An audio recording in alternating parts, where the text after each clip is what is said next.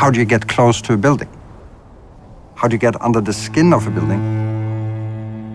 To me, that is to do with certain types of intimacy and direct relationships. There is no such thing as architecture for the sake of architecture. There is only architecture for the sake of people.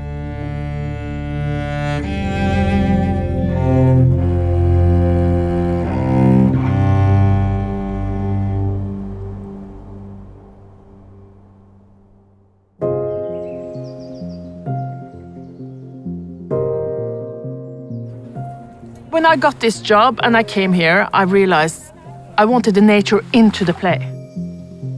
You can't fight this nature.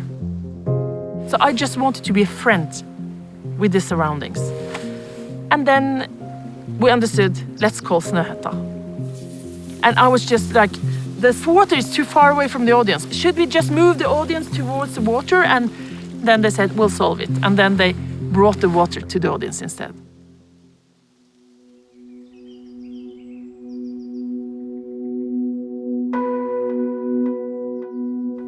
Working in the office environment in Norway, the biggest difference was that everyone's allowed to be themselves. What's unique here, it's that it very much is a flat structure. The first time I came into the office of Snøhetta, I thought, I'll be an architect. This is where I want to be. And it seems like it's a kind of realization of the social democratic idea.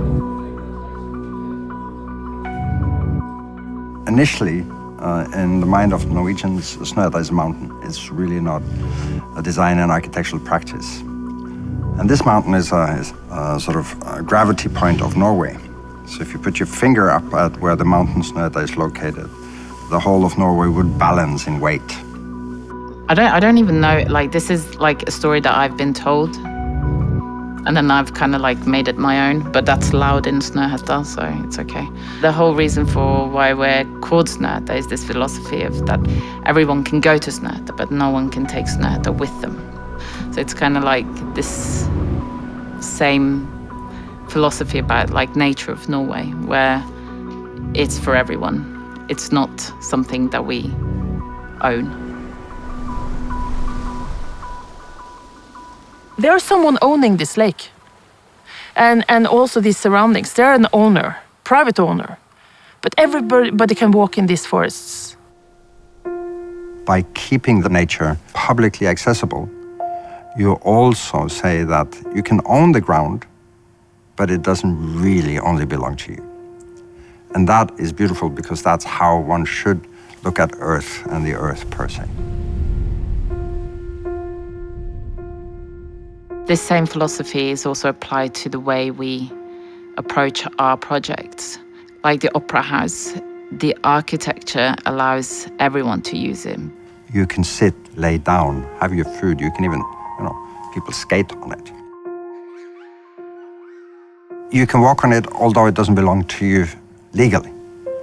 So intimacy in a moment generates ownership. Now, for instance, now I'm sitting on this chair. So while I'm sitting on this chair, it's my chair. But once I go away, it's the chair of the Opera House. The cultural experience used to be only for the elite. But what we did by just being able to use the building, you are straight away more close to what happens on stage and the culture behind it.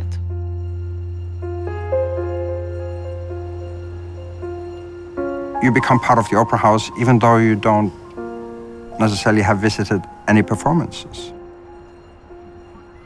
And the roof of the Opera House is utilizing this right of roaming, you could say.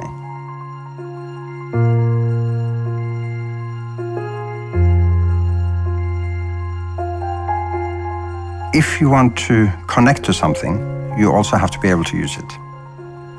Like the Wild Reindeer Pavilion, it's part of a series that we have called keyless structures, meaning places without a lock.